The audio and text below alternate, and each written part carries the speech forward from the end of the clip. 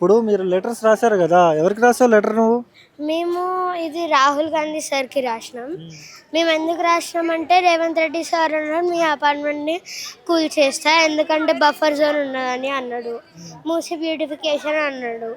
తర్వాత మళ్ళీ గాంధీ సరోవరం అన్నాడు. ఇప్పుడు మూసీ బ్యూటిఫికేషన్ అయితే మూసీని బ్యూటిఫై చేయాలి కదా!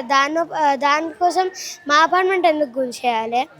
అండ్ ఇది గాంధీ సరోవర్ ప్రాజెక్ట్ మంచి ప్రాజెక్టే. మేమేం అపోజ్ చేస్తలేము. కానీ అది వేరే దగ్గర కూడా కట్టొచ్చు కదా! ఎందుకంటే చాలా గవర్నమెంట్ ల్యాండ్స్ ఉన్నాయి కదా! ఇక్కడే ఎందుకు కట్టాలి? అండ్ 2012లో ఐఎన్సీ గవర్నమెంటే డిక్లేర్ చేసింది 9 మీటర్స్ బఫర్ జోన్ అని. మళ్ళీ ఇప్పుడు 50 మీటర్స్ అని అంటాండు. ఏమన్నా చెప్తావా రేవంత్ అంకుల్‌కి ఏమన్నా చెప్తావా నువ్వు? మేమేం చెప్పాలనుకుంటున్నామంటే, మా ఇళ్ళని కూల్చొద్దు. మూసీ బ్యూటిఫికేషన్ అయితే మూసీని చేయండి.